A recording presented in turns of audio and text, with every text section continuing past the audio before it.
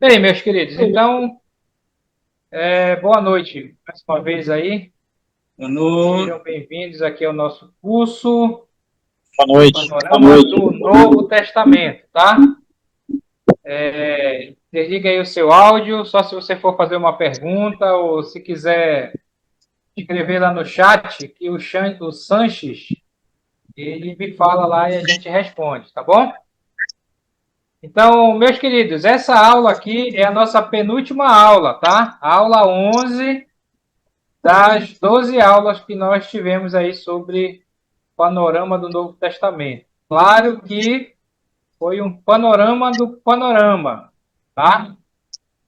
Muita coisa que a gente podia ver, por isso que eu decidi estender, em vez de 8 aulas, fazer 12 aulas, tá? Para a gente ter um material legal. Eu ainda estou devendo vídeo para vocês de algumas das últimas aulas, tá? Mas a gente vai dar uma adiantada aí, tá bom? Não esqueça que esses vídeos, eles ficam lá no canal do YouTube, no canal do ITG. Lá tem várias aulas, desde quando a gente começou aqui o nosso ITG nesse modo online, né? Desde 2020. Tem muita aula lá. Entre lá no canal do ITG, se inscreva lá, dê um like, aquele negócio todo lá, né? E os vídeos lá no canal, eles vão em sequência, mas você tem que procurar uma opção lá chamada playlist, porque na playlist é que eu organizo cada módulo, tá? Por exemplo, você vai ver lá playlist do Panorama do Novo Testamento. Aí vai estar lá só as aulas do Novo Testamento e as aulas dos outros estudos lá. Então tem muita aula lá, dá para você assistir e relembrar as coisas, tá bom? Bem, então vamos lá. Essa aqui é a nossa aula 11, nossa penúltima aula, tá? Já encerrando o nosso panorama aqui. Então, só para você acompanhar aí o nosso raciocínio, tá? Como a gente dividiu aqui esse curso de panorama, tá? Então, a gente começou lá com o período interbíblico, aqueles 400 anos entre o Velho e o Novo Testamento. Daí passamos para o Novo Testamento, vimos um pouco sobre como vivia, como era a vida no Novo Testamento ali, no início do século, né?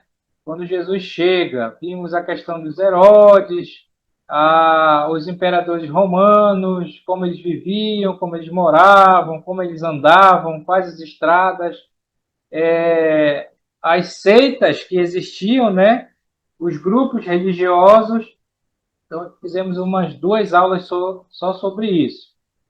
Daí a gente começou a falar sobre a organização dos livros do Novo Testamento, não estudando os livros, mas entender como é que foram organizados, porque eu acho muito importante a gente ter essa noção de como eles organizaram os livros do Novo Testamento, os 27 livros, tá? E só lembrando que os livros não foram organizados de uma maneira cronológica, ou seja, Mateus não foi o primeiro livro do Novo Testamento a ser escrito, tá? Apocalipse sim, Apocalipse foi o último livro e ele é o último livro lá da Bíblia, tá? Mas, por exemplo, não foi Mateus, não foi Marcos, não foi Lucas e nem João, tá? Mas por que que eles estão lá no início do Novo Testamento? Porque eles são os evangelhos que falam sobre a vida de Jesus, tá? Também não quer dizer que Mateus foi o primeiro evangelho a ser escrito. O primeiro evangelho a ser escrito foi o evangelho de Marcos, tá? Do João Marcos, que escreveu o seu evangelho. Mas por que então Mateus é o primeiro? Porque Mateus dos 4 evangelhos, é o que se conecta. Ricardo. Então, nós temos os evangelhos, tá? Depois dos evangelhos, vem o livro de Atos, que é o livro histórico do Novo Testamento. Okay? Um livro histórico, que é o livro de Atos. Depois do livro de Atos, foi organizado as epístolas paulinas, tá? As epístolas de Paulo. Então, 13 epístolas que Paulo escreveu, da maior para a menor. Então, maior, livro de Romanos, até a carta de Paulo a Filemon, da maior para a menor, com a exceção das epístolas ali no meio, as chamadas epístolas pastorais ali, tá bom? Então, nós falamos dessas 13 epístolas, só para você entender das 13, né? Nós falamos as primeiras epístolas e principais que Paulo escreveu, Romanos, 1ª e 2ª Coríntios, quer dizer, não foi a primeira que ele escreveu, mas as primeiras que estão lá, né? Como eles organizaram. Então, tem as epístolas de Romanos, 1ª e 2ª Coríntios, né? Daí vem as epístolas pastorais, aliás, as epístolas da prisão, né? Quando ele estava preso na primeira prisão em Roma, lá de Atos 28, então ele escreveu Efésios, Filipenses, Colossenses e Filemon. Essas são as chamadas epístolas da prisão, tá?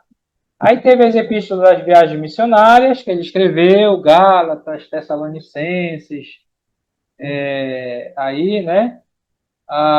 Também tem as chamadas epístolas pastorais, 1ª e 2ª Timóteo e Tito, são as epístolas pastorais.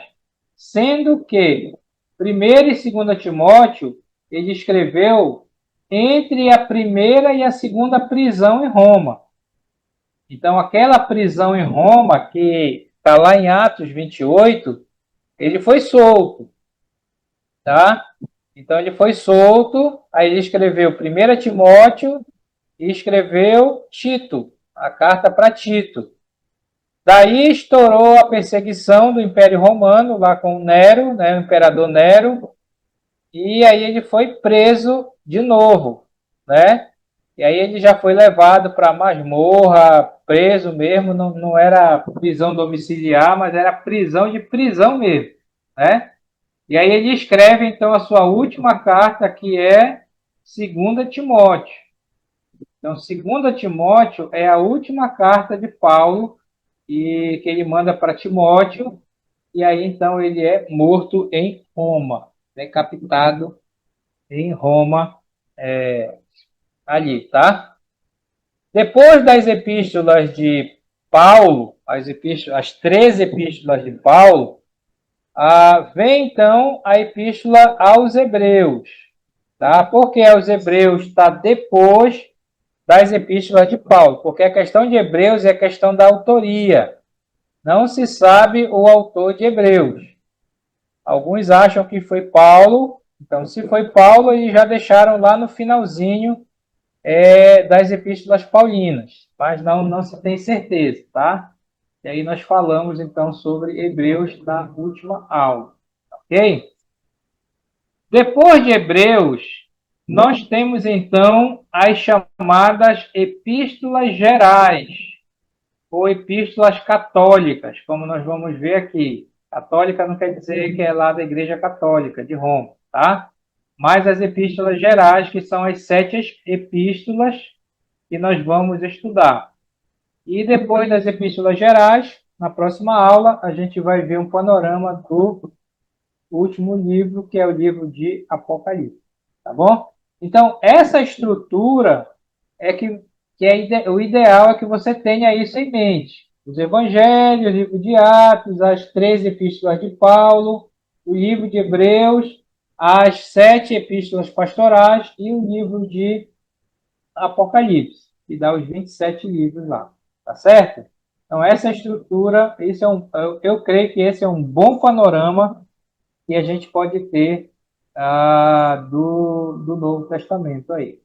Tá bom? Alguma pergunta sobre isso?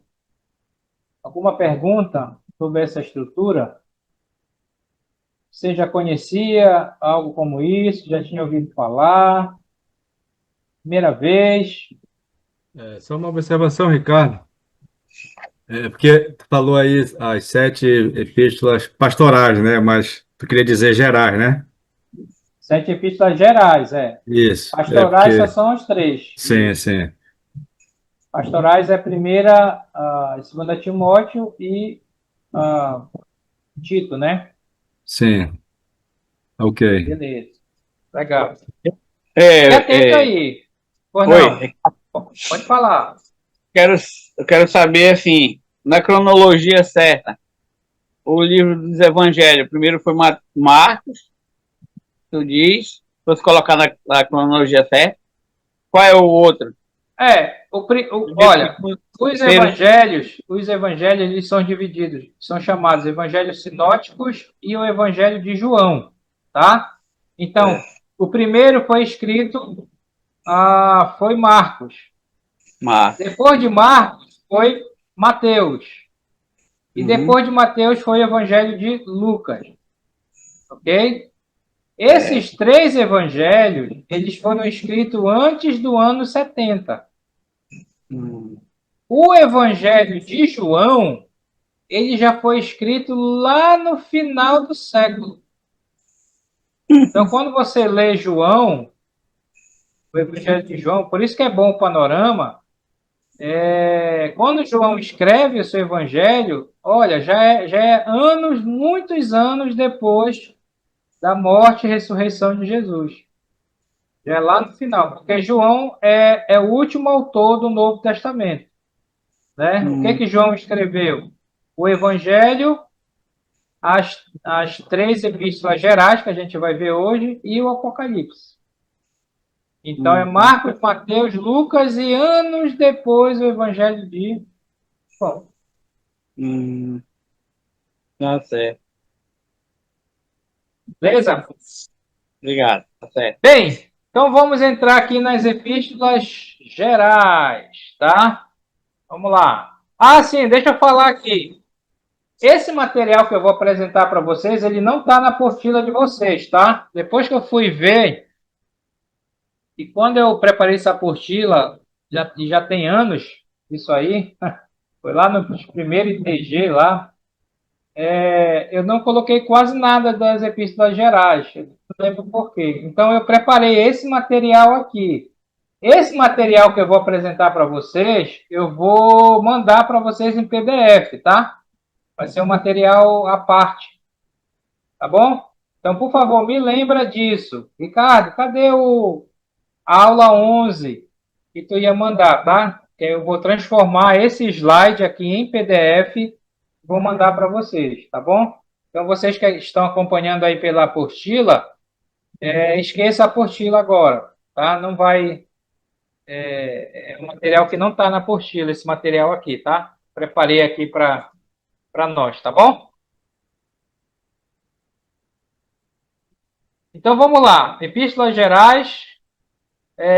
Primeira coisa, por que as epístolas gerais ou católicas são chamadas assim? As epístolas gerais ou epístolas católicas são assim chamadas porque foram escritas para um público amplo e não para destinatários específicos, como igrejas locais ou indivíduos, o que diferencia essas cartas das epístolas paulinas, tá? Então, olha só, por que a gente chama essas 7 cartas de epístolas gerais? Tem a ver para quem elas foram escritas.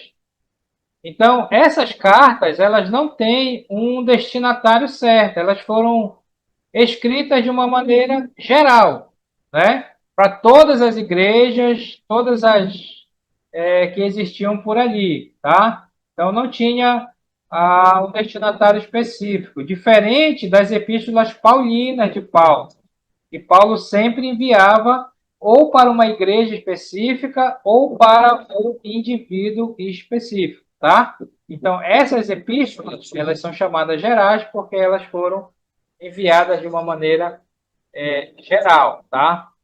Não foi especificamente só para uma igreja. A origem do termo católicas. A palavra católica vem do grego católicos, que significa universal. Né? Sabia disso? A palavra católico quer dizer universal. Parece profecia, né? A Igreja Católica vai se unir com a Igreja Universal, tá? Mas católica quer dizer universal. De certa forma, nós somos católicos.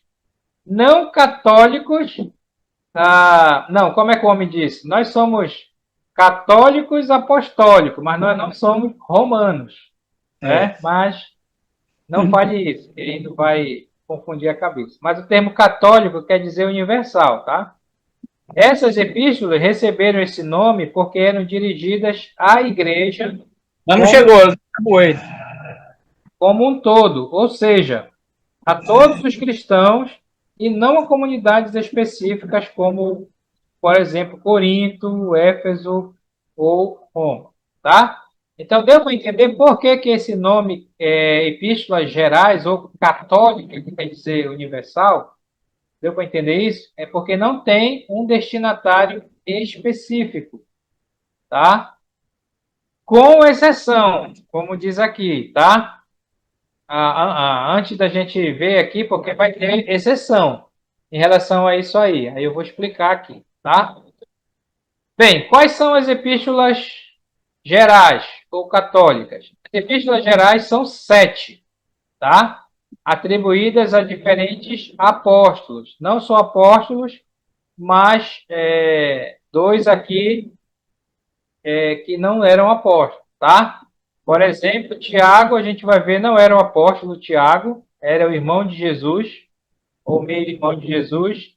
Primeira e segunda, Pedro, foi escrita pelo apóstolo Pedro, ele era apóstolo. Primeira e segunda, terceira, João, foi escrito pelo apóstolo João.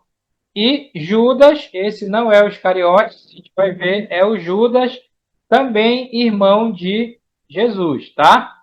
Então, das 7 epístolas gerais, 5 foram escritas por 2 apóstolos, no caso Pedro e João, e as outras 2 foram escritas pelos irmãos de Jesus, no caso Tiago e Judas, certo?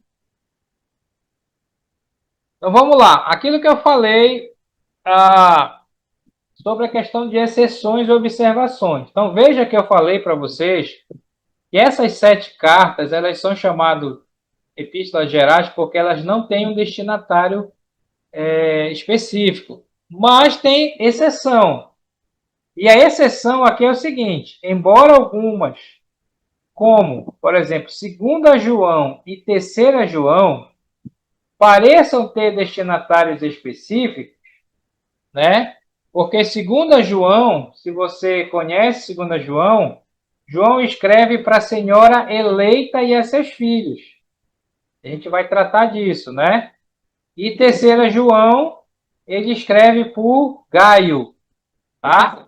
Então é isso que ele está falando. Embora 2 João e 3 João pareçam ter destinatários específicos, e tem realmente, elas ainda são tradicionalmente incluídas no grupo das epístolas católicas ou epístolas gerais, por causa da sua natureza doutrinária geral e tradição, e a própria tradição eclesiástica, tá? Porque alguém pode falar isso para vocês, né? Mas 2 João e 3 João tem destinatário, né?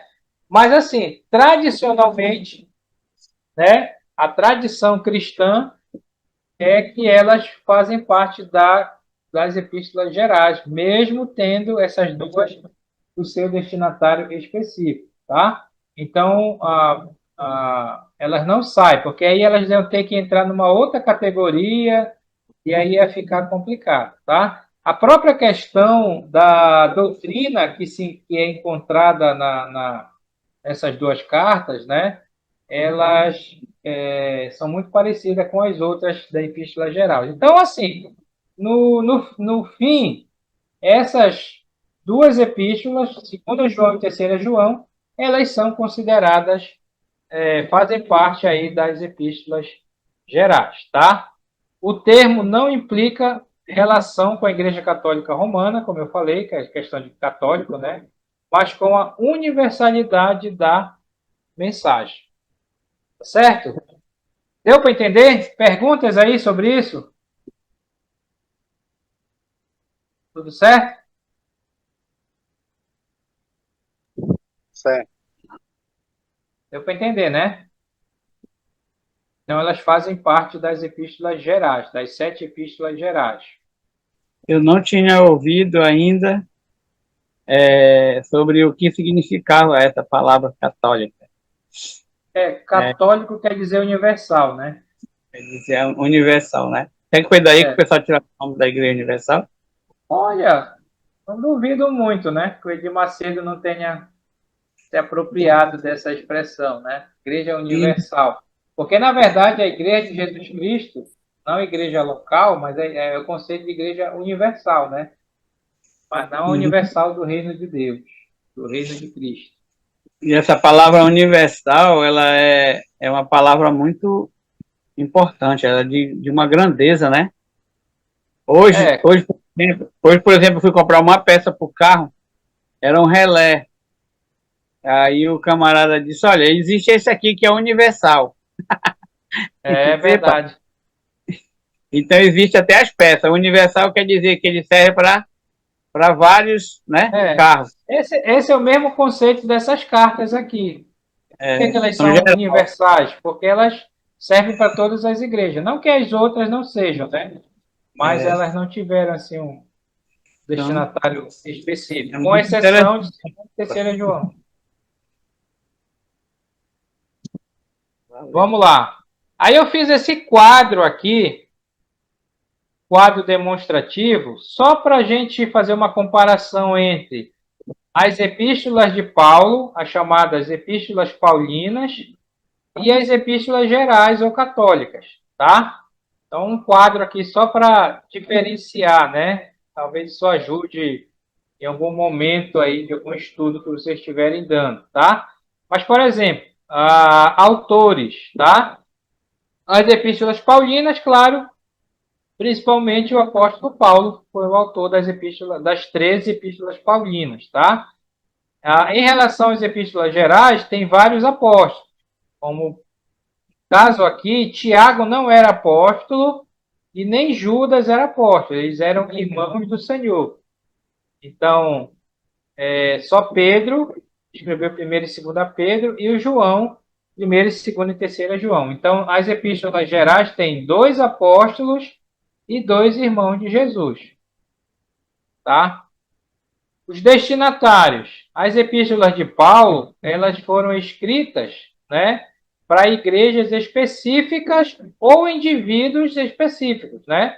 Igrejas específicas, como Romanos, como Tessalonicenses, como Corinto, né? Foi destinada para igrejas específicas e também para indivíduos, né? Como a carta para Timóteo, a carta para Tito, a carta para Filemon. Agora, em relação às epístolas católicas, elas foram enviadas, né? Os destinatários são a comunidade cristã em geral, né? Mais especificamente as 12 tribos dispersas que nós vamos falar aqui, ou na dispersão que Tiago fala lá, tá? Mas era assim, o destinatário era para todas as comunidades, geral. Número de epístolas. Paulo são 13 ou 14, se incluirmos Hebreus, mas nós já vimos que isso não procede, né? Provavelmente Paulo não escreveu Hebreus, então são 13 epístolas, mas só para deixar essa informação, só para você lembrar, porque alguns realmente acham que foi Paulo, tá? E as epístolas gerais são 7 epístolas gerais, tá? O foco principal das epístolas de Paulo são questões doutrinárias. Então, ele trata muito de coisas doutrinárias, tá? coisas práticas, práticas locais que estavam acontecendo especificamente nas igrejas. Ele tratou de correções e exortações, tá? Já nas epístolas gerais, o foco principal é o encorajamento, fala sobre fé, fala sobre perseverança e, principalmente, a maioria ou todas elas, epístolas gerais, elas tratam sobre o combate a heresias, tá? Então, tanto Pedro como João e o Judas, eles vão falar muito sobre essa questão das heresias e combater as heresias que existiam na época lá. Linguagem e estilo, as de Paulo são mais teológica, densa e argumentativa, e as gerais é mais pastoral e exortativa, tá? Exemplos, Epístola de Paulo, Romanos, Coríntios, Gálatas, Efésios, Filipenses, etc., né? E as gerais são as 7, Tiago, 1 e 2 Pedro, 1 e 2 3 João e Judas. Data provável da escrita dessas cartas, tá? As epístolas de Paulo, cerca do ano 50 até o ano 67, tá? Por que ano 67? Porque em 67, 68 foi a data do martírio de Paulo, foi quando Paulo morreu em Roma, tá? Então, provavelmente a epístola de 2 Timóteo ele escreveu aí por esse ano 67, quando ele estava preso, tá? E a questão das epístolas gerais, aqui, provavelmente, por exemplo, 1 e 2 Pedro, você pode colocar aí pelo ano 60, tá? 1 e 2 Pedro 60. 1 e 2 e 3 João é mais para o final, porque foram os últimos escritos do Novo Testamento, os escritos joaninos, tá? Agora, Tiago, o que a gente sabe? Provavelmente, Tiago foi o primeiro livro a ser escrito do Novo Testamento, tá? Aí pelo ano 50, 60, tá? Por isso que ele botou 60 aqui. O ano 50, nós sabemos que foi o ano do Concílio de Jerusalém, exatamente no ano 50. Então, provavelmente, Tiago, né, lá no Concílio de Jerusalém, Tiago era o líder lá da igreja primitiva, não era Pedro, era Tiago, né? E é quando ele escreve lá, provavelmente ali no ano 50, 60. Mas é data provável, só para você ter noção, tá? A ênfase doutrinária. As epístolas de Paulo, a ênfase doutrinária, ele fala da justificação pela fé, papel da lei, unidade de Cristo, né? Já nas epístolas gerais, a ênfase doutrinária é a vida cristã prática, como a gente vê no próprio livro de Tiago, né? Fé com obras, questão de vigilância e, de novo, a questão da vigilância contra os falsos mestres, tá? Ensinos errados. Segunda Pedro, 1 e 2 Pedro, e 1 e 2 e 3 João, fala muito dessa questão dos falsos mestres. Nós vamos ver. Contexto específico, as epístolas paulinas respondem a problemas e dúvidas de comunidades locais, né? Por exemplo, a carta que ele escreveu para a igreja de Corinto, basicamente foi para responder questões da própria igreja de Corinto, né? Você lembra lá, eles estavam em dúvida sobre a questão de casamento, sobre a questão dos solteiros, sobre a questão das viúvas, das virgens, né? Estavam em dúvida sobre essa questão de comer carne sacrificada aos ídolos. Aquela famosa história, a gente pode comer o pato do sírio, né? Sim ou não? E ele vai tratar de muita coisa específica, né? Agora, no caso das epístolas gerais, é muita admoestação e ensinamentos de valor universal. Tudo. É coisas gerais mesmo, tá? Não tanto específicas. Por isso que elas são lá consideradas epístolas gerais, tá? Então eu fiz esse quadro aqui para a gente fazer uma comparação entre as epístolas paulinas e as epístolas gerais, tá bom? Bem, aí o que eu fiz aqui? A gente vai olhar, fazer um panorama das 7 epístolas. Só um panorama, a gente não vai estudar o livro, mas só para a gente saber algumas coisas, tá? Então, a primeira delas é Tiago, tá? E o que eu coloquei aqui sobre questão de Tiago, para a gente saber? Primeira coisa, qual Tiago escreveu a epístola que tem esse nome? A epístola de Tiago, no Novo Testamento, foi escrita por Tiago, irmão do Senhor, ou seja, irmão de Jesus, também chamado de Tiago ou Justo, tá? Então, nunca esqueça que a epístola de Tiago, quem escreveu esse Tiago era o irmão do Senhor, tá? Aqui está um resumo das principais possibilidades e por que essa, ou seja, essa possibilidade que Tiago, irmão do Senhor, é o autor, é a mais aceita. E aí, três principais Tiagos no Novo Testamento. Então, no Novo Testamento, nós temos 3 Tiagos, tá? Para a gente lembrar. O primeiro Tiago é o Tiago, filho de Zebedeu, que era o irmão de João, o apóstolo, um dos 12 apóstolos. Nós sabemos que esse Tiago, apóstolo, irmão de João, ele foi o primeiro dos 12 apóstolos a morrer, e ele foi martirizado cedo, logo lá em Atos capítulo 12, o Herodes, tá? Não Herodes Grandes, não Herodes Antipas, mas provavelmente o Agripa I. Lembra da aula lá sobre Herodes? O Herodes Agripa I foi quem mandou matar o Tiago e queria matar o Pedro também. Só que o anjo levou o Pedro, tá? Mas o Tiago morreu, tá? Então, como esse Tiago apóstolo morreu bem cedo, por isso dificilmente teria escrito a carta, tá? Essa carta aí. Então a gente descarta que o autor da carta de Tiago seja o Tiago apóstolo. Tem um outro Tiago que aparece, que é o Tiago, filho de Alfeu, lá no meio dos apóstolos. Também um dos 12 apóstolos. Mas pouco se sabe sobre ele.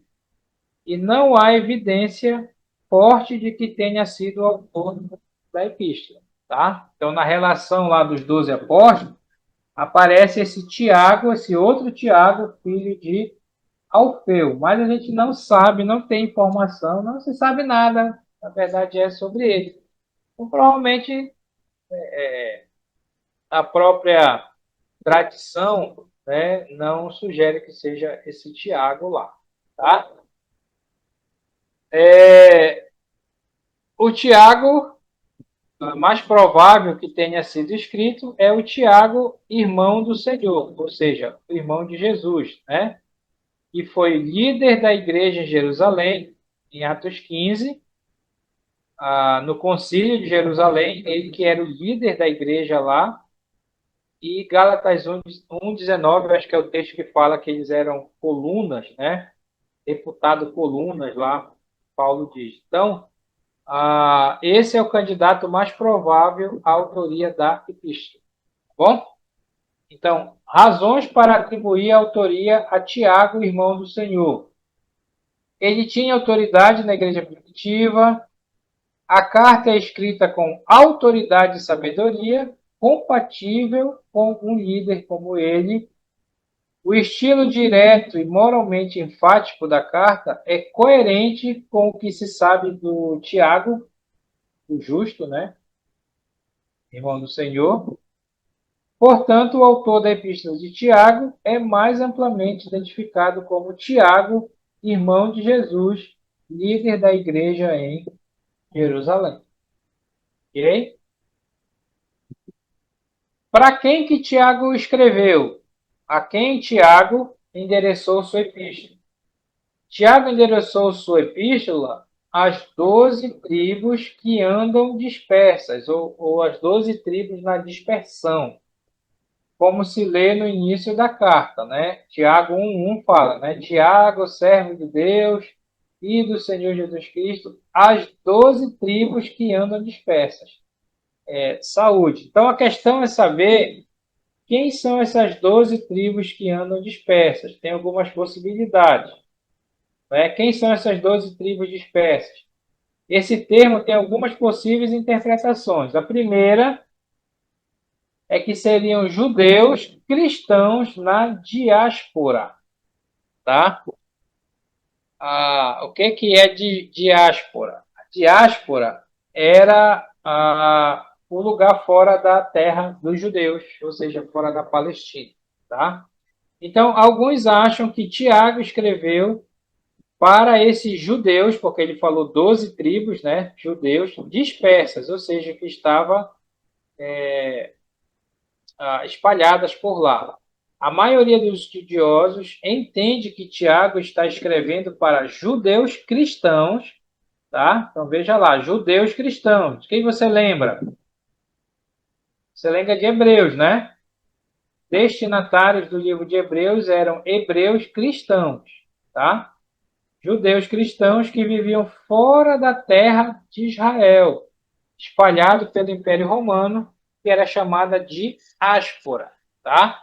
Então, todo judeu que morava fora da Palestina, da terra dos judeus, então eles falavam que eles moravam na diáspora, tá? Então, alguns acham que Tiago escreveu para esses judeus crentes que moravam fora da terra. Estes judeus haviam crido em Jesus como Messias, mas ainda mantinham muitos aspectos da identidade judaica. Tá? A outra possibilidade sobre os destinatários que Tiago está escrevendo é que eram cristãos em geral, tanto judeus como gentios. Tá? Então, alguns interpretam 12 tribos como uma linguagem simbólica, referindo-se à igreja como o novo Israel. Essa questão de novo Israel, esse é o versículo de Gálatas, né? E, por exemplo, só um parêntese aqui, né? Nós, da Igreja dos Irmãos, seguimos a linha dispensacionalista. Então, para nós, a igreja é um povo distinto de Israel, né? Israel é um povo e a igreja é outro povo.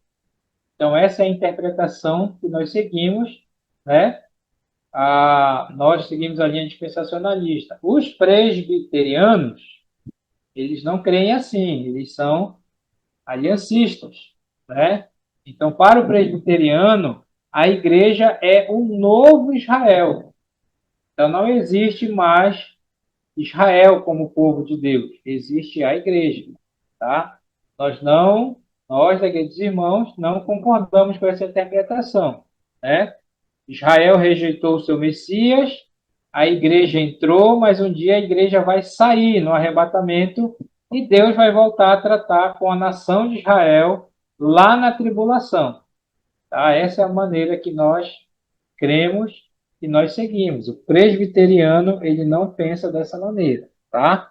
Então, para nós, se perguntar para você, a igreja é o novo Israel, tem que saber do que está falando. Para o presbiteriano, ele entende que a igreja é o novo Israel no sentido de que não existe mais Israel, tá? Para nós, nós não entendemos assim, tá bom?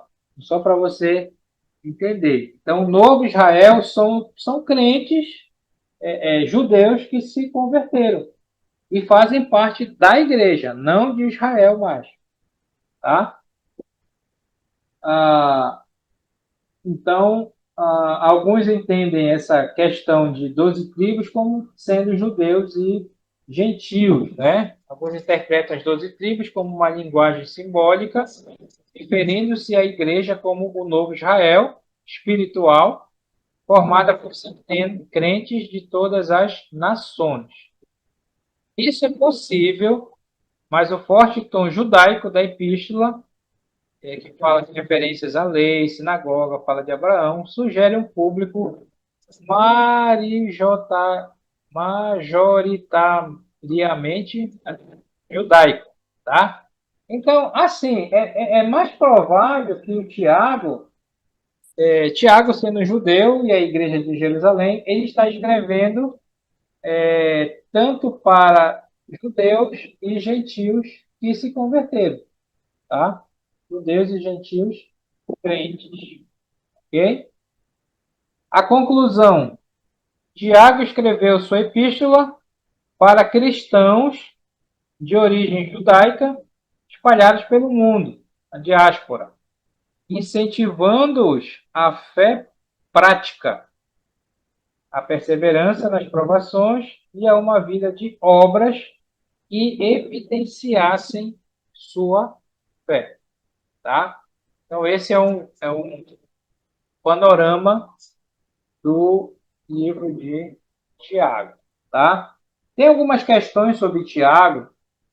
Tiago foi um dos livros muito debatido para entrar no cânon bíblico, tá? Eu acho que o próprio Martinho Lutero ele não aceitava o livro de Tiago como inspirado, tá? Ah, mas a questão era o seguinte: por que Tiago foi debatido? Porque Tiago fala muito das obras. Parece que dá a entender que a salvação é pelas obras. E isso estaria em conflito com a salvação pela graça ensinada por Paulo. Então houve muito debate. Mas na verdade isso é bem fácil de entender, né? Hoje para nós, né? Mas naquela época eles levaram reuniões, concílios e tudo mais, né? Na verdade, Tiago ele não está ensinando que a salvação é pelas obras. O que ele está ensinando é que as obras elas evidenciam a salvação. Então, se a pessoa diz que é salvo, mas não evidencia a salvação através das obras, a sua fé é morta, não é salvo, tá? Aí é bem fácil da gente entender hoje isso, tá ok? Bem, alguma pergunta sobre Tiago? Sobre o livro de Tiago? Estão por aí ou foram arrebatados? Alô? Estamos, Tá. Ricardo. Estamos aqui. Deu toque aí, porque eu não estou mais enxergando vocês, só estou enxergando aqui o estudo, o slide, tá? Aí eu posso ficar falando sozinho aqui. Uma pergunta? Muito bom. A pergunta eu tenho só que agradecer pela explicação, né? Porque os Tiago que tem aí são totalmente diferentes, né? A função Sim. dele do Então escritor lembra, aí, né? exatamente. Esse Tiago não é o Tiago apóstolo, tá? É o Uhum. Tiago evangelista. É, Bem, vamos lá, vamos em frente. São 7. A segunda. A segunda epístola pastoral é a 1 Pedro, tá? Então, qual era a natureza da perseguição por que passavam os primeiros leitores de 1 Pedro? Então, veja que quando Pedro escreve a sua carta, no caso, as suas duas cartas, a igreja ela está passando por uma grande perseguição, tá? E, na verdade, foi por causa dessa perseguição que ele foi morto, né? Tanto Pedro, crucificado de cabeça para baixo em Roma, como o Paulo, decapitado em Roma, tá? A imagem mostra um trecho do livro bíblico de 1 Pedro 4, 12 a 14, que fala sobre a perseguição sofrida pelos cristãos. O texto diz lá: Amados, não estranheis a ardente provação que vem sobre vós para vos tentar, como se coisa estranha vos acontecesse. Mas alegrai-vos no fato de seres participantes das aflições de Cristo. Se pelo nome de Cristo sois vituperados, bem-aventurados sois. Tá? Então, com base nesse texto e no contexto histórico da carta de 1 Pedro, a natureza da perseguição que os primeiros leitores enfrentavam pode ser descrita assim: era uma perseguição social e verbal, né? Que diz que eles eram caluniados, ridicularizados e até excluídos pela sociedade pagã por sua fé em Cristo, tá? O versículo menciona que eles eram vituperados. O que é vituperados? Isso significa insultados por causa do nome de Cristo, que indica desprezo e zombaria pública, tá? Então, os leitores da primeira carta de Pedro, eles estavam sofrendo essa perseguição a, a nível social, né, a própria sociedade, e até verbal mesmo, né? Eles falavam isso, né? Eles eram insultados.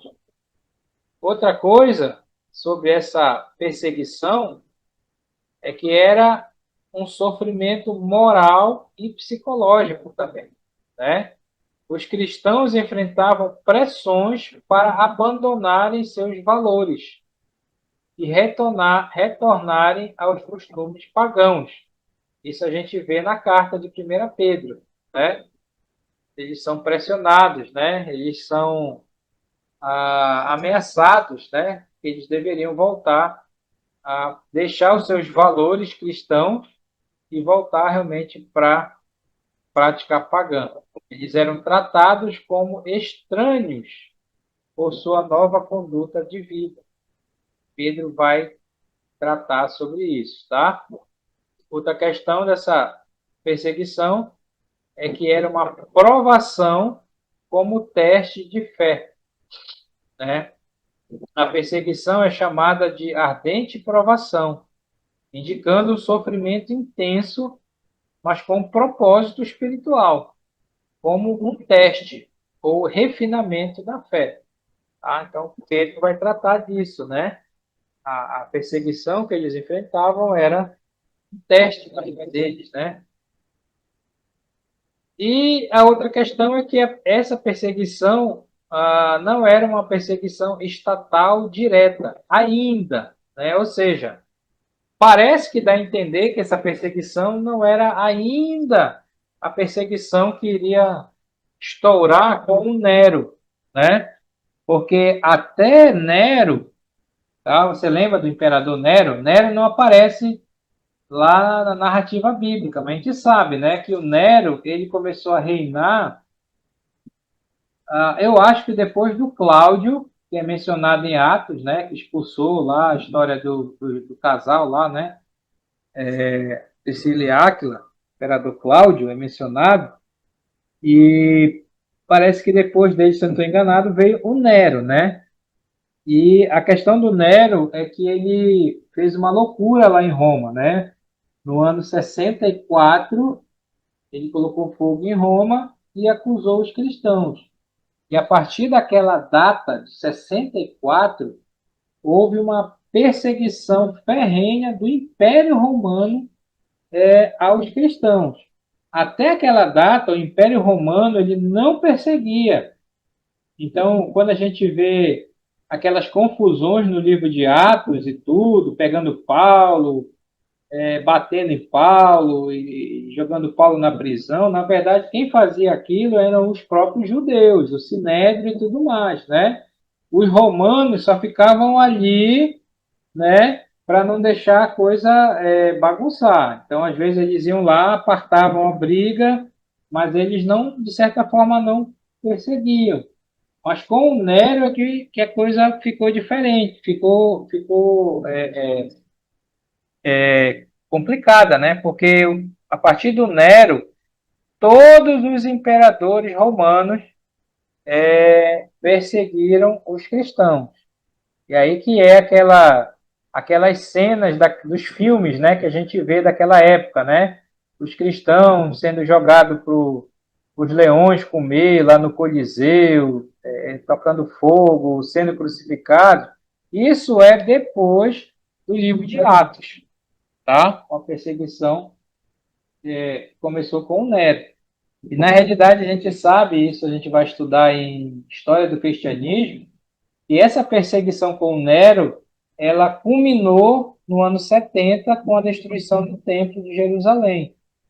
E a partir daí, os cristãos foram massacrados mesmo, né? O João, que passou para essa época, sofreu bastante, foi preso na ilha de Patmos e tudo mais, né? Diz uma tradição que ele foi até jogado dentro de uma panela de óleo fervendo e sobreviveu. Tem essa questão lá, né? A Bíblia não fala, mas tem isso lá, né? E essa perseguição ela durou por séculos. Ela só foi parar lá com um imperador chamado Constantino, lá no século III, se eu não estou enganado, né? Então, por 200 anos, os cristãos foram perseguidos e massacrados. Aí já parou lá com Constantino, né? Um imperador romano que se declarou cristão. Aí, a partir dali, que a coisa começou a bagunçar mesmo, né? Porque os 200 anos de perseguição, só quem era cristão mesmo, porque sabia que ia morrer, né? Com o Constantino, todo mundo virou cristão, porque tinha as regalias e tudo mais, né? E é com Constantino que é já o cerne da Igreja Católica Apostólica Romana, né? Já vem daí já. Enfim, mas isso a gente vai ver lá no História do Cristianismo, quando a gente estudar, tá? Mas até aqui parece que dá a entender que não havia ainda essa perseguição do Império. Eram perseguições mais locais que eles estavam experimentando.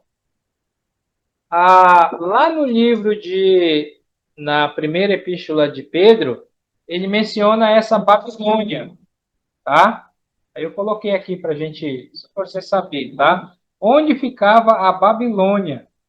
De onde ele escreveu essa epístola, né? Porque Pedro escreve, ele diz que ele está na Babilônia, e é da onde ele escreve a primeira Pedro, tá?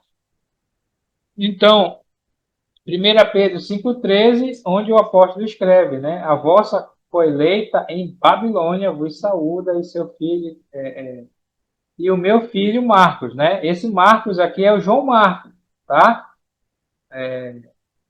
Então, o João Marcos estava lá em Roma com Pedro, e foi de Pedro que ele pegou as informações para escrever o Evangelho, né? O seu Evangelho, o Evangelho de Marcos. Mas Pedro diz que ele estava na Babilônia quando ele mandou a primeira carta.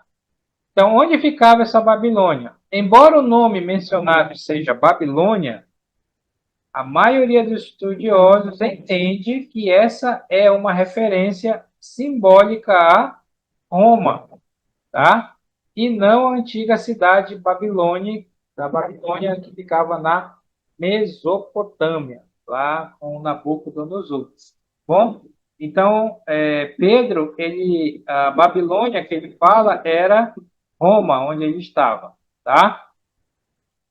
Então, no sentido simbólico, Roma, Babilônia era usada como um código ou símbolo entre os cristãos para se referir a Roma, a capital do Império Romano.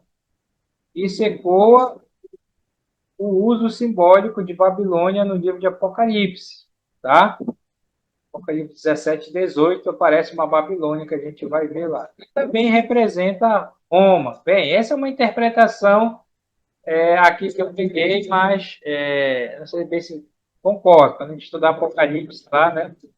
Capítulo 17 de Apocalipse está falando da mulher é o sistema religioso que vai ter durante a tribulação. O capítulo 18 está falando da economia, como é que vai ser a economia lá na grande tribulação. Primeiros 3 anos e meio, todo mundo vai enricar, vai ficar bilionário nos 3 anos e meio. É o que trata o capítulo 18, falando da economia. Bem, mas lá na aula de Apocalipse vê isso. Mas fala da Babilônia. Então, alguns acham que está se referindo a Roma. Lá em Apocalipse, provavelmente eu não concordo que seja Roma, a cidade de Roma. Mas aqui em 1 Pedro, a Babilônia que ele fala é Roma, porque era onde ele estava, e escreve a sua carta. Então, na verdade, era um código que eles tinham secreto lá, né?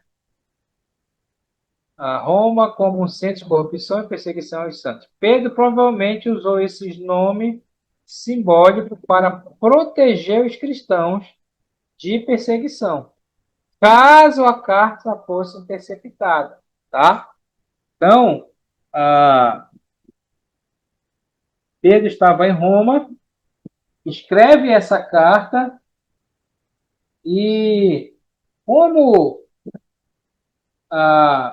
nessa época que ele escreve, ele já estava sendo procurado, né, por Roma, então ele não podia botar, olha, irmãos, saudações, eu estou aqui em Roma, né, escrevendo para vocês. Então, se a carta fosse interceptada, eles iam descobrir onde Pedro estava, né? Então, alguns acham por isso que ele usou Babilônia, né? Que aí não dava para saber onde é que ele estava mesmo, tá? Mas a gente sabe que ele estava lá escondido em Roma. Pedro deu muito trabalho para os romanos, né? Dizem que Pedro ele só foi pego lá porque ele se entregou, porque senão ele, ele era bem ele era bem arisco, né? E essa é uma das razões que alguns acham que foi a razão que ele foi crucificado de cabeça para baixo, né? Então, alguns acham que ele foi crucificado de cabeça para baixo porque ele pediu para ser crucificado assim, porque ele não era digno de morrer como o seu senhor, e aí os soldados viraram de cabeça para baixo ele, né? Outros acham que, como ele deu muito trabalho para os soldados, quando ele foi pego, os soldados quiseram se vingar dele, né? Então, bora crucificar o homem, mas bora piorar a situação dele, né? Porque ele deu muito trabalho para nós. Então, essas duas possibilidades aí, né? Do fato dele ter sido crucificado de cabeça para baixo. Mas ele estava em Roma, tá? Sentido literal, então, Babilônia no sentido simbólico é Roma. No sentido literal, é a Mesopotâmia, né? Onde ficava lá o Nabucodonosor, a Babilônia mesmo. Então, alguns poucos intérpretes, então não é a maioria que aceita, sugeriram que Pedro poderia estar realmente com a comunidade judaico-cristã na antiga Babilônia, atual Iraque, onde havia judeus desde o exílio. Tá? Então, alguns acham isso, né? E realmente Babilônia era a Babilônia mesmo, e Pedro estava com a banda de lá, mas isso não é provável. Mas, como diz aqui, mas não há evidência histórica sólida de que Pedro tenha estado ali. E não há registro de Marcos, né? Então, se ele estivesse na Babilônia, Marcos, que é o João Marcos, tinha escrito alguma coisa, né? Mas não é provável, tá? Isso é um argumento. Então, a Babilônia que ele menciona era Roma. Conclusão: a Babilônia mencionada em 1 Pedro 5,13 é quase unanimamente entendido como Roma, usada de forma simbólica. Isso também indica que Pedro escreveu a epístola de Roma, ele estava em Roma quando ele escreveu 1 Pedro, durante o tempo crescente de perseguição aos cristãos. Certo? Há alguma pergunta sobre 1 Pedro? Primeira epístola? Lá na igreja do Bairro Jardim, no dia de quarta-feira, nós estamos estudando a epístola de Pedro. Já estudamos as 3 epístolas de João E aí a gente está agora em 2 Pedro. Já estudamos, na verdade, 1 Pedro e agora a gente está em 2 Pedro. Bem legal. A gente tem feito lá, tá? Bem, se não há perguntas, vamos para a 2 Pedro, a segunda carta de Pedro, tá? Então, de que maneira devemos avaliar as dúvidas modernas no que concerne à autoria petrina e a canonicidade de 2 Pedro? Então, olha só, a questão de 2 Pedro, 2 Pedro também foi uma carta que demorou, houve muito debate para entrar no cano, tá? Para fazer parte do Novo Testamento, dos 27 livros. Então, Tiago demorou porque havia essa dúvida sobre salvação pelas obras, e a questão de 2 Pedro foi por causa da autoria, tá? Por causa da autoria. Então, não se tinha certeza se essa carta realmente tinha sido escrita por Pedro. Então, houve muito debate. Então, como diz aqui, a imagem representa um trecho sobre a autoridade e a canonicidade. Canonicidade, você sabe, é o processo da escolha dos 27 livros, tá? Livros inspirados, considerados inspirados. Da segunda epístola de Pedro, 2 Pedro.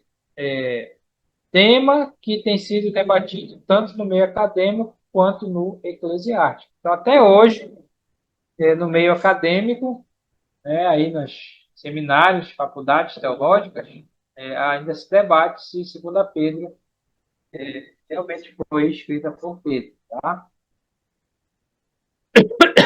Mas, com certeza foi. Cremos que foi. E, enfim. Como avaliar as dúvidas modernas sobre a autoria e a canonicidade de 2 Pedro? Primeira coisa, levar a sério as evidências históricas e literárias.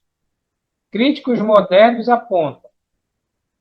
Os críticos, né, de hoje, que não aceitam, o que eles falam? Tem diferença de estilo entre 1 Pedro e 2 Pedro. Então, esses que não concordam, eles vão lá e dizem, olha, a maneira que 1 Pedro foi escrita é diferente de como 2 Pedro foi escrito. Então, há uma diferença de estilo aí. Outra coisa que eles falam, linguagem mais elaborada e vocabulário incomum em relação às cartas do Novo Testamento. Então, alguns falam isso, olha, aquilo que está lá em 2 Pedro parece que não bate o resto do Novo Testamento. Referências ao conjunto das cartas de Paulo como escritura, Pedro 3,15, aquele texto, né? Nunca jamais, qualquer profecia, acho que é esse texto, né? Cuidado com a vontade humana, entretanto, homens, tá. O que sugeriria uma data posterior à morte de Pedro. Alguns têm essa ideia, né? Como foi citado as cartas de Paulo, então como é que Pedro poderia, né? Então alguns acham, então foi alguém que estava bem mais para frente, depois da morte de Pedro, e escreveu 2 Pedro. Mas não é um argumento legal isso aí, tá? Não tem que você saber. Mas, de que maneira devemos avaliar? Então, falando dessa dúvida aí, essas observações levantam a hipótese de que alguém teria escrito em nome de Pedro, aquele famoso pseudônimo, né? E alguém escrevia uma carta e para que essa carta tivesse autoridade e tudo mais, o que eles faziam? Eles colocavam o nome de um apóstolo. Então, tinha muito disso lá, né? Tinha Evangelho de Pedro rolando por lá, mas não foi Pedro que escreveu, né? Tinha evangelho até de Judas Iscariotes, tinha lá. Alguém escreveu um evangelho e botou que foi Judas Iscariotes. Tinha evangelho de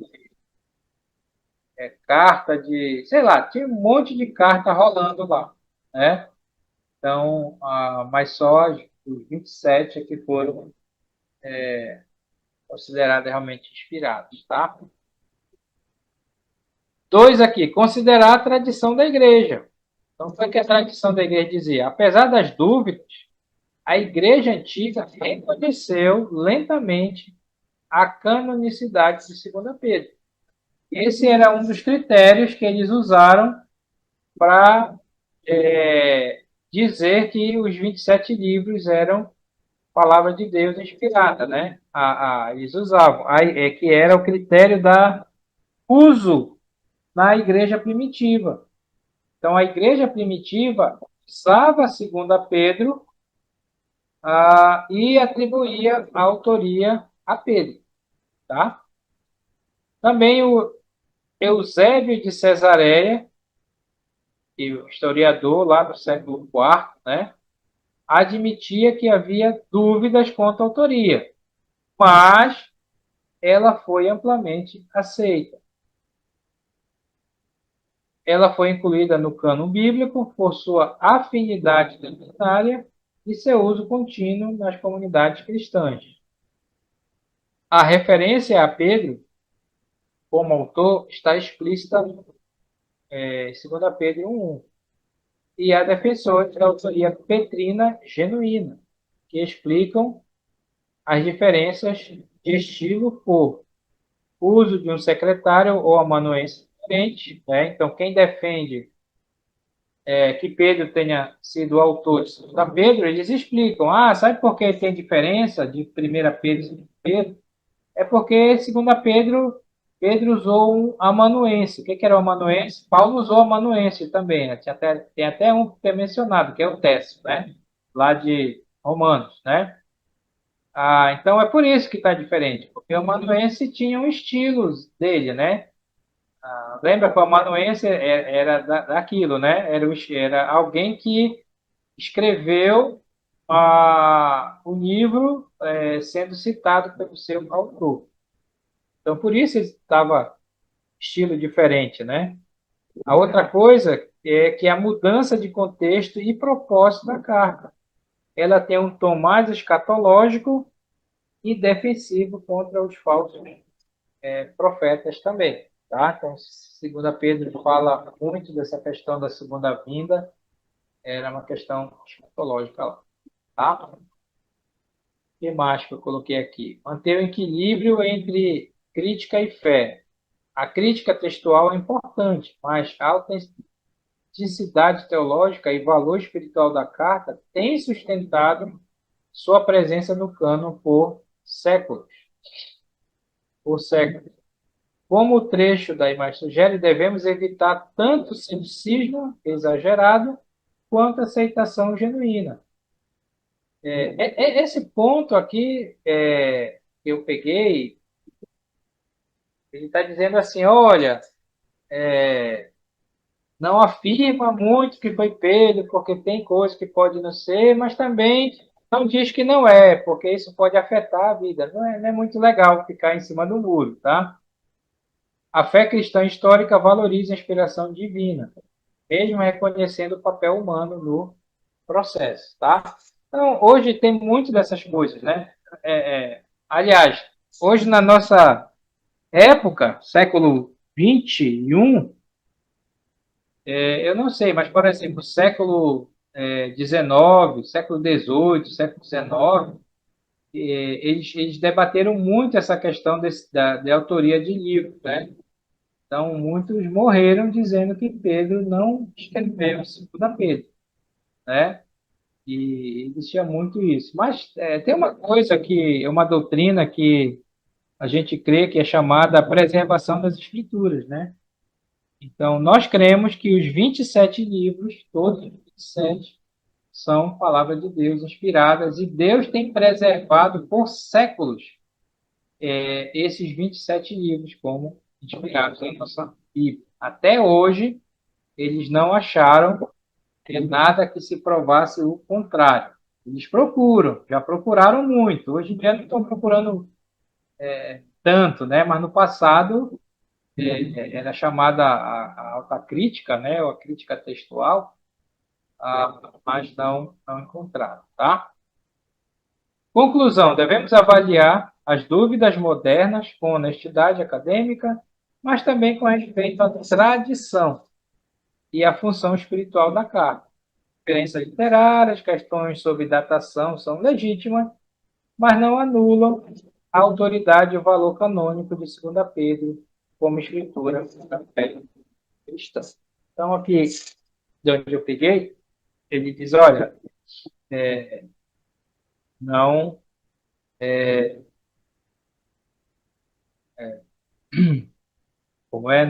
não fique em dúvida em relação a 2 Pedro, tá? Com essas coisas. É a palavra de Deus. Bem, alguma dúvida sobre 2 Pedro? Por exemplo, lá em 2 Pedro diz como o mundo vai acabar, né? E diz que o primeiro mundo acabou nas águas e o segundo vai acabar com o fogo. Basta ler lá 2 Pedro, você vai ver. Enfim. Vamos lá, vamos para as de João agora, bem rapidinho, tá acabando. A quem João escreveu a sua primeira epístola? Bem, nós sabemos que esse João aqui é o apóstolo João. Há uma questão sobre João também em relação às epístolas, porque na época, dizem que na época existiam 3 João lá, conhecidos. Era o João apóstolo, que era o João mesmo, né? Tinha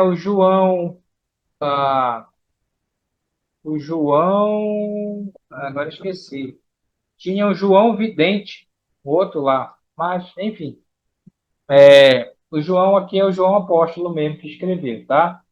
A quem João escreveu a primeira epístola? Para quem? João escreveu sua primeira epístola para a comunidade cristã específica, mas sem nomeá-la diretamente.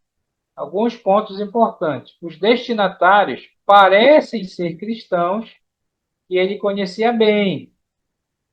Ele os chama repetidamente de filhinhos, amados e irmãos. Então, essas expressões indicam que João conhecia muito bem os seus destinatários e tinha até uma certa intimidade com eles, tá? A carta sugere um tom pastoral e protetor, como um ancião orientando crentes mais jovens na fé. A maioria dos estudiosos acredita que ele estava escrevendo às igrejas da região da Ásia Menor, tá? Especialmente próximas de Éfeso, onde, segundo a tradição, João morava e exercia liderança no final de sua vida, tá? Então, é bem provável que ele estava escrevendo ali para aquela região ali da Ásia Menor, né, onde ficavam ali as 7 igrejas de Apocalipse e principalmente Éfeso, tá? Nós sabemos que Éfeso foi a provável cidade, lugar onde ele morreu de velhinho, né? Lá em Éfeso. Habitava o templo da Diana, a deusa Diana. É bem provável que a questão da mariolatria tenha iniciado ali em Éfeso. Nós sabemos que João, você lembra que lá na cruz, Jesus falou para João cuidar da mãe dele? Você lembra disso, né? Eis o teu filho, eis aí a tua mãe, né? Então, é bem provável que o João tenha levado Maria para Éfeso. E, de alguma forma, como existia muito a questão do templo da Diana lá, eles acabaram mesclando essa questão de Maria com a Diana, tá? Isso é uma outra história. Aí para a gente pensar, mas tem alguma coisa a ver. Contra quem João escreveu? João escreve contra os falsos mestres e hereges que estavam perturbando a fé da comunidade. Então, como eu falei, as epístolas pastorais elas são escritas, principalmente dos dois apóstolos, tanto Pedro como João, para combater esses falsos mestres e essas heresias que estavam entrando na igreja. Então, a igreja, além de estar sendo perseguida naquela época, ainda tinha esses falsos mestres, né? Que estavam ali perturbando a questão da fé dos irmãos. Então, ele escreve isso lá. Algumas características desses opositores. Por exemplo, eles negavam que Jesus veio em carne. 1 João 4 trata disso, né? Isso indica a influência do docetismo, né? Docetismo é uma daquelas heresias que existiam lá, e negavam que Jesus era homem, né? Docetismo. Ou de formas iniciais, o gnosticismo, que era outra heresia que existia lá, que ensinava que Cristo era puro de espírito e o corpo era mau, tá? Também esses opositores, eles eram membros da comunidade, mas se afastaram. Primeira João 2,19 diz que eles saíram do nosso meio, mas na realidade não eram dos nossos. Esses que estavam perturbando eram membros que saíram, né? E agora estavam lá tentando ensinar, colocar a doutrina errada, a doutrina falsa, né? Interessante, você já reparou que, só que pregando um pouquinho aqui, né? Você já reparou que quando a pessoa sai da igreja, a maioria das vezes ele fica falando contra, né? Fica querendo se justificar ensinando coisa errada, né? Então, desde a época de João já era assim, tá? Outra característica desses opositores, lá que João trata em 1 João, rejeitavam a importância do amor ao próximo e da obediência, a obediência prática a Deus. João enfatiza que quem não ama o irmão e não pratica a justiça não é de Deus. 1 João 3,10. Vai falar isso lá.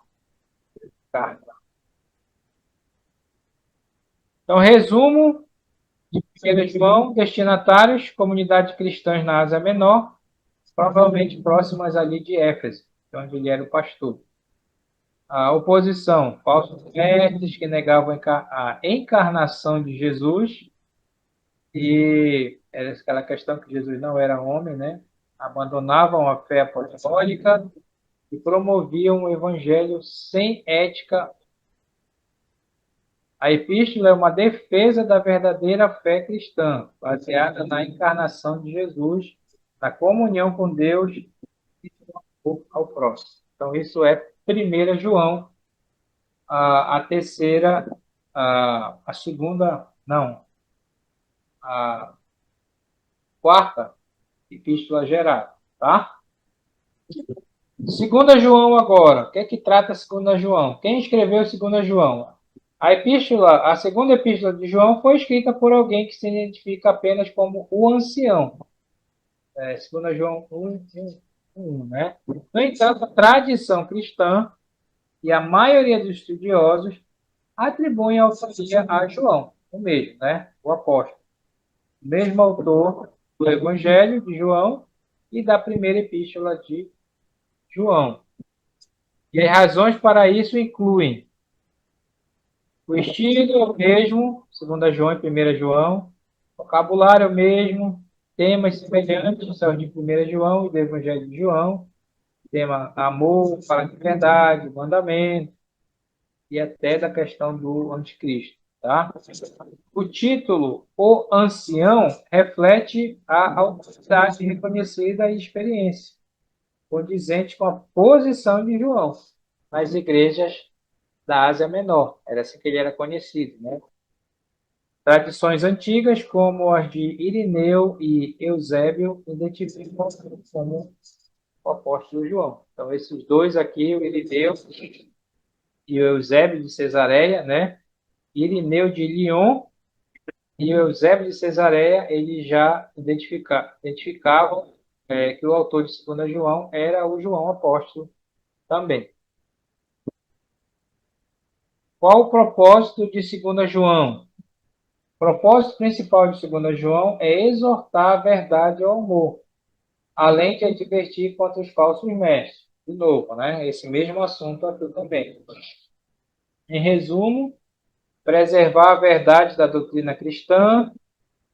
João exorta os crentes a permanecerem na doutrina de Cristo. Ele alerta contra enganadores que negam que Jesus Cristo veio em carne, o que caracteriza o espírito do anticristo, tá?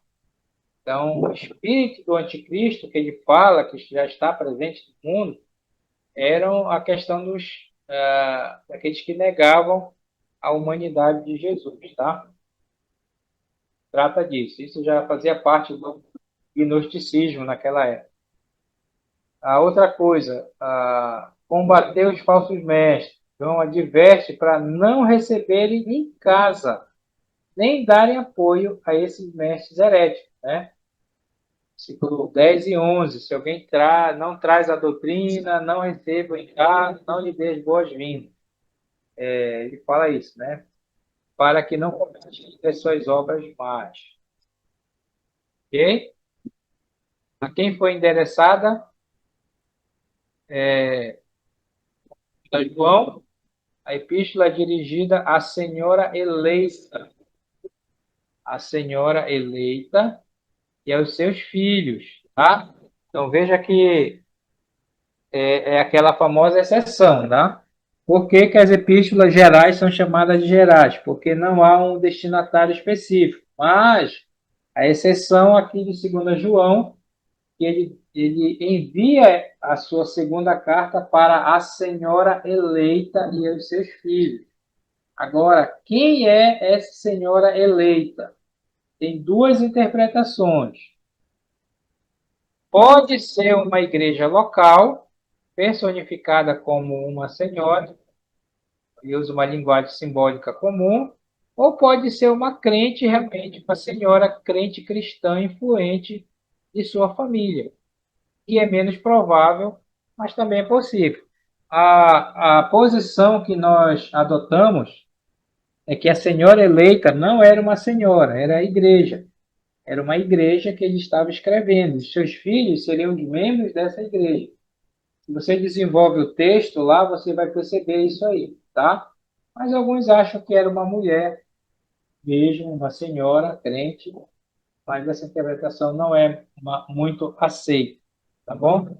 Eu, pelo menos, creio que a senhora eleita era uma igreja que ele estava escrevendo lá. Resumo final de 2 João. O autor João apóstolo, destinatário, uma igreja local, ou um crente, ou uma crente fiel, né? Tem essas duas possibilidades.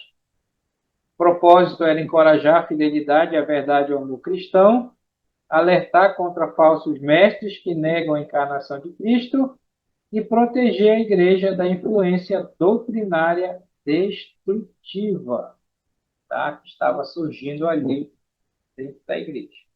Então, essa é 2 João. 3 João agora.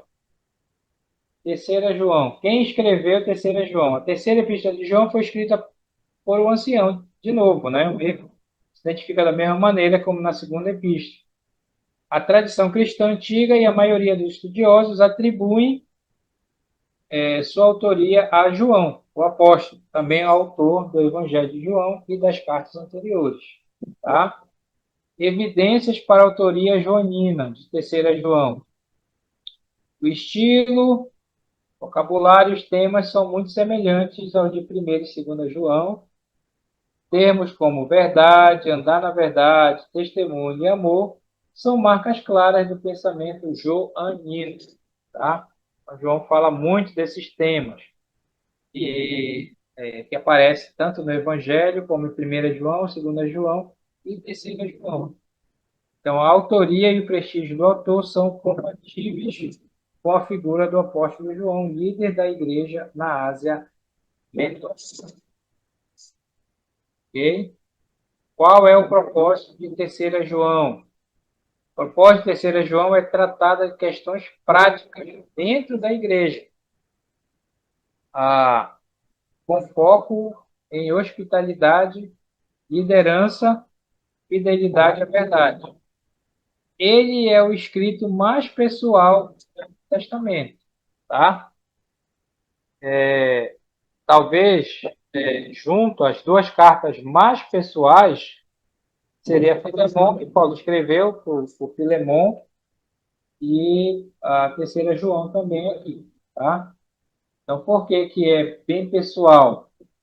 Porque João escreve para esse Gaio aqui, tá? Terceira João, não confunda. Segunda João foi escrita para a senhora eleita e seus filhos, que provavelmente era uma igreja local. Terceira João foi escrita para o Gaio, esse crente Gaio aqui, tá? Então, como diz aqui, elogiar a fidelidade de Gaio. O autor louva Gaio, que era um crente fiel, por sua hospitalidade e amor aos irmãos missionários itinerantes. Ok? João, ele parabeniza, né? Louva a Deus pela vida do Gaio, que o Gaio, ele hospedava os missionários, porque naquela época os missionários saíam pelo mundo pregando e quando chegavam lá, o Gaio hospedava, o Gaio sustentava realmente, né? E João está elogiando. Aí tem uma outra figura lá em Terceira João, que é o Diótrefes, tá? Ele queria exercer a primazia, repreender Diótrefes. Então, imagina, né? E mandou essa carta para repreender um homem. João denuncia o Diótrefes, um líder autoritário que se recusa a aceitar a autoridade de João e rejeita os missionários e expulsa os membros da igreja. Então, o Diótrefes era complicada a situação dele, né? Ele não aceitava que João tinha autoridade, ele não acolhia os missionários, como o Gaio, e ele até estava expulsando pessoas da igreja. É interessante que João diz assim, né? Olha, quando eu for aí, espera quando eu chegar aí. Ele vai ver só, né? Diótrefes.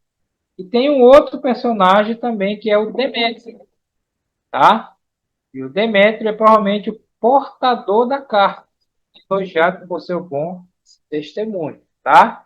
Então, tem três pessoas em terceira João que é mencionado. O Gaio é bom, o Diótrefes, que é mau, e o Demétrio, que é bom. Então, ele menciona esses três aí. Conteúdo aí, tá bom? Alguma pergunta sobre... Deixa eu ver se tem mais alguma coisa. Não, tem. Resumo final. Em terceira João. Autor, apóstolo, ancião, destinatário é o Gaio, um crente fiel. Propósito é encorajar Gaio por sua fidelidade à verdade e à sua hospitalidade. Denunciar a arrogância e a oposição de Diótrefes e recomendar o Demétrio como digno de confiança, que provavelmente é o que estava levando aqui. Tá? Perguntas sobre primeira, segunda e terceira João? Tranquilo? Panorama aí?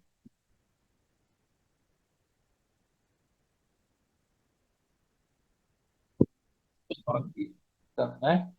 Bem, vamos lá para a última epístola geral, que é a epístola de Judas. Tá? Epístola de Judas. Quem foi esse Judas? O autor da epístola. Primeira coisa, não é o Judas Iscariotes, tá? O traidor de Jesus já havia morrido muito antes da redação da epístola. Então não pode ser Judas porque ele já morreu bem antes, anos, então não pode ser ele.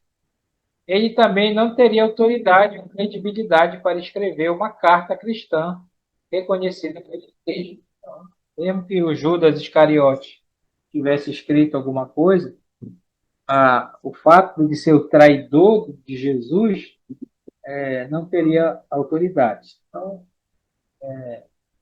nunca pense que é o Judas Iscariotes, tá? Provavelmente esse Judas aqui é o irmão de Jesus, tá? o autor se diz irmão de Tiago. Então, o Tiago que ele menciona é o Tiago que escreveu a epístola, que é o irmão dele, tá? Porque é muito significativo, né? Tiago era líder da igreja de Jerusalém e amplamente conhecido, como nós vimos, no Evangelho de Marcos 6,13 e Mateus 13,15, onde menciona a família de Jesus, né? Então, nós vemos Judas e Tiago são mencionados como irmãos de Jesus. Então, esse texto fala de pelo menos 4 irmãos de Jesus, que era o Judas e o Tiago, que escreveram as epístolas, aí tinha mais um chamado José, e eu acho que Simão também, né? E fala também de irmãs. Jesus tinha irmãs, né? Claro que a Igreja Católica jamais vai aceitar isso, né? Por causa da questão da virgindade de Maria, tá? Para o catolicismo, Maria nasceu virgem e morreu não, né? Foi assunta aos céus virgem, né? Então, a explicação que eles dão, esses parentes aqui, é que não eram filhos só de José e não de Maria. Filho de José do primeiro casamento, né? Provavelmente José era viúvo lá quando casou com Maria e tudo mais. Então, essa explicação é deles. Mas para nós, depois que Jesus nasceu, então, Maria teve filhos e filhas, pelo menos 4 é mencionado, e irmãs também. Como diz o texto, né? Não é este o carpinteiro, filho de Maria, irmão de Tiago, José, Judas e Simão. O texto está mencionando. E, finalmente, quem foi o Judas? Porque ele não se identifica como irmão de Jesus. Ele se identificou como irmão de Tiago, que era irmão de Jesus. Por que ele não se identifica? Por humildade e reverência. É provável que tenha preferido se descrever como servo de Jesus Cristo. Olha só. Servo do irmão dele, né? Enfatizando sua fé e submissão ao Cristo ressuscitado. Isso também mostra a transformação da sua fé, de Judas, pois os irmãos de Jesus inicialmente não criam nele. Você lembra disso? O próprio João vai falar, né? Lá no capítulo 7 do Evangelho, e nem os seus irmãos e nem a Maria criam em Jesus, quando foram lá buscar Jesus, né?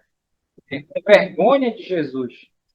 É porque para eles Jesus estava envergonhando a família, né? Aí João diz, porque nem eles criam em Jesus. Na verdade, a Bíblia diz que eles só foram crer em Jesus quando Jesus ressuscitou. Lá, né? Se tornaram, como diz aqui, líderes importantes na igreja primitiva após a ressurreição. E a conclusão, o Judas, que escreveu a epístola de Judas, irmão de Jesus e de Tiago, um líder respeitado na igreja primitiva. Ele escreveu essa carta curta, mais intensa, para defender a fé contra os falsos mestres e imoralidade dentro da comunidade cristã. Na verdade, Judas ia escrever sobre outro assunto. Judas queria escrever sobre a salvação, mas por causa do que estava acontecendo, desses falsos mestres, ele resolveu falar sobre essa questão de batalhar, né, pela fé evangélica. Certo? E assim nós concluímos esse panorama dos 7 livros da coleção chamada Epístolas Gerais, tá bom? Na próxima aula, a gente vai estudar, a nossa última aula, fazer um panorama do livro de Apocalipse.